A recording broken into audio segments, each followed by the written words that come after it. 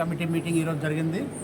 దీనిలో కొన్ని నిర్ణయాలు తీసుకోవడం జరిగింది. మొట్టమొదటిగా మరి 33 జిల్లాలు 6 జోన్స్ 39 జిల్లాలలో ఎన్సిసి నాయకత్వం సభ్యత్వాన్ని నమోదు చేసుకుంటూ సాగిపోవడానికి నిర్ణయించింది.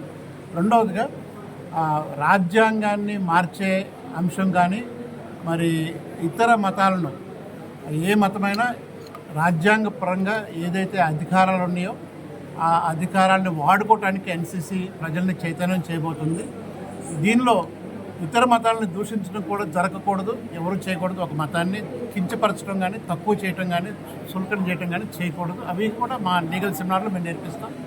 కానీ ఎవరు కూడాను వారి చేతులకు చట్టాన్ని తీసుకొని మరి చట్టంలో లేని విషయాలను భయభ్రాంతులు చేస్తూ వీడియోలు, ఫ్లయర్స్, పోస్టర్లు పెట్టి ఎంత చేసినా కానీ కొంతమంది పోస్టర్లు కూడా పెడుతున్నారు. ఎవరన్నా వస్తే మీ ఊర్లో వస్తే మీరు పంపించేయండి, ప్రచారం చేయొద్దని.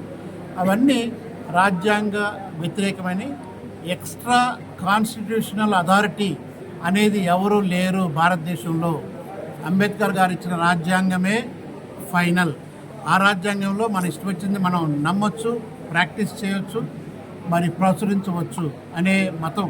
ఇది ప్రజాస్వామ్యానికి మూల్యం.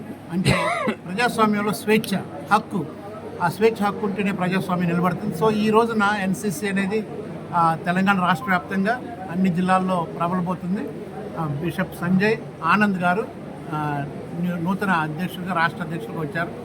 బొక్క ఏలియా గారు జనరల్ సెక్రటరీ, కన్వీనర్ గారు బాలస్వామి గారు, మరి లీగల్ వింగ్, ఉమెన్స్ వింగ్, మరి యూత్ వింగ్ 17 విభాగాలు కూడా ప్రకటించబడ్డాయి.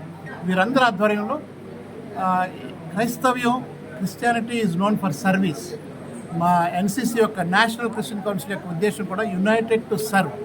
మేమందరూ కూడా అన్ని డినామినేషన్లు, క్యాథలిక్లు కానీ, ప్రొటెస్టెంట్లు కానీ, ఇతర డినామినేషన్లు అందరూ కలిసి సమాజానికి మరి విద్య కానీ, వైద్యం కానీ, మరి ఇంకా వారి బాగోగులు మంచి కౌన్సిలింగ్ ఇచ్చి కుటుంబంతో జాగ్రత్తగా ఉండండి, ప్రభుత్వానికి లోబడండి, మరి మీ ఇరుగు పొరుగు వారిని ప్రేమించడని యేసుప్రభు చెప్పిన వాక్యుల్ని మరి భయం లేకుండా అభ్యంతరం కలిగించేది కాకుండా నిరభ్యంతరంగా మేము ప్రకటించడానికి మరి మాతో ఉన్న పాస్టర్లు కానీ, క్రైస్తవ నాయకులు కానీ మేము చేతనిస్తూ ఈ నేషనల్ క్రిస్టియన్ కౌన్సిల్ సాగిపోతుంది. మిత్రులందరికీ, పత్రికా మిత్రులందరికీ వందనాలు.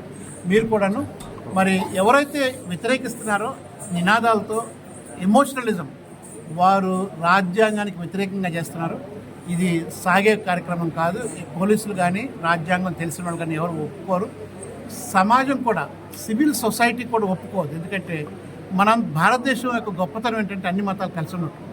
సో అటువంటి భావన ముస్లింలు కానీ, క్రైస్తవులు కానీ ఎవరిని హింసించడం, వేరు చేసి వారిని వెంటాడటం అనేది భారతదేశ సాంప్రదాయం. భారతదేశ majority of people won't accept it. కాబట్టి ఎన్సిసి అనేది నేషనల్ క్రిస్టియన్ కౌన్సిల్ ఈ నినాదంతో ఒక ఐక్యత, యునైటెడ్ టు సర్వ్, భారతదేశాన్ని మరి ఎక్కువగా సేవించడం, దేశంలో ఉన్న అణగారిపోయిన జనాలకు కావాల్సినంత రావాల్సిన వనరులు ప్రభుత్వం ద్వారా కానీ, మా సంస్థల ద్వారా కానీ, ఎన్జిఓస్ ద్వారా కానీ రావటం చూడటం, ఈ విధంగా సహాయపడడానికి ఈ దినం మేము ఈ మీటింగ్ ద్వారా ప్రకటించాం. Thank you.